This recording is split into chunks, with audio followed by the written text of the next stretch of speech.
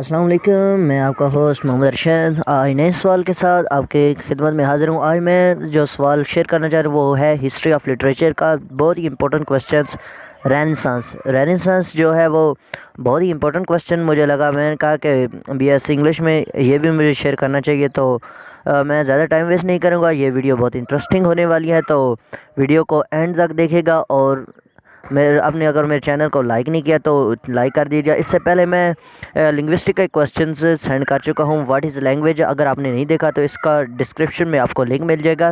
تو میں زیادہ ٹائم نہیں ویسٹ کروں گا اور ویڈیو سٹارٹ کرتا ہوں۔ ویڈیو سٹارٹ کرتے ہیں۔ Etymological, the word renaissance is French in its origin. It's mean rebirth, reawakenings of knowledge or revivals of learning. The Renaissance was not only an English but a European phenomenon. The dawn of Renaissance came first to Italy and a little later to French. To England it came much later.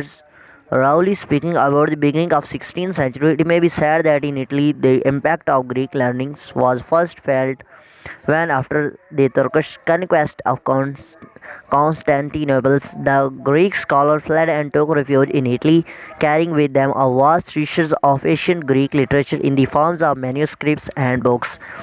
The study of this literature ignited the souls and imaginations of Italy of that times and created a new kinds of intellectuals and aesthetics cultures. تو شروع کرتے ہیں۔ دی ایٹیمولوجیکل the word سے وجہ تسمیہ renaissance کیسے پڑھا، کیوں پڑھا، یہ کیوں ہوا، یہ کیسے ہوا۔ اس کا آغاز تو فرینچ سے ہوا۔ اس کا جو میننگ ہے، یعنی اس کا جو معنی ہے وہ ہے rebirth, reawakening of knowledge, revival of learnings, یعنی اس میں علم کا آغاز ہوا۔ Reawakening of knowledge and revival of learning, اس میں جو ہے یورپ وہ ڈارک ایجز سے نکل کر امپروو ہو رہا تھا،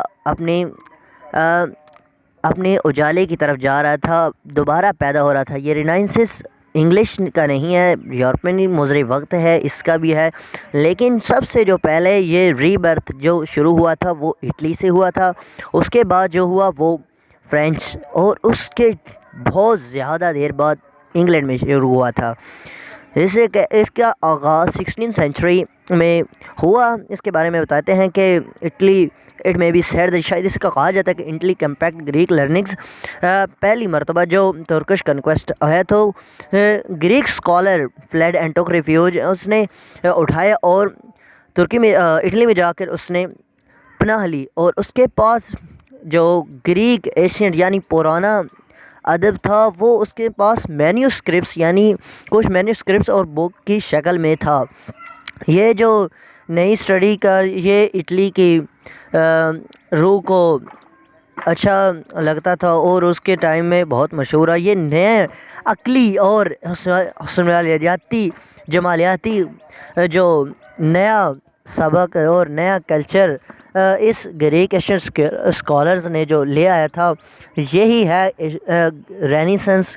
یہ اسی طرح یعنی یہ فرینچ سے آغاز ہوا اور آگے چلتا جا رہا تھا۔ تو امید ہے یہ آپ کو ویڈیو بہت پسند آ گیا۔ اگر آپ پچھلی میری ویڈیو دیکھنا چاہتے تو اس کا ڈسکرپشن میں آپ کو لنک مل جائے گا، تو یہ ویڈیو بھی آپ ضرور آخر تک دیکھے گا۔ مزید آپ کو رینیسنس کے بارے میں بہت فائدہ ہوگا، کیونکہ میں نے یہ اپنے سر کے جو نوٹس تھے اس میں سے اٹھا کر آپ کو اس کا انٹروڈکشن بتایا۔ تو ویڈیو کیسی لگی کمنٹس میں ضرور بتائیے گا، اور اگر اس کے بارے میں کچھ اور معلومات چاہیے تو کمنٹس میں بتائیے گا، میں اس کے مطابق آپ کو ویڈیو شیئر کروں گا۔ Thank you.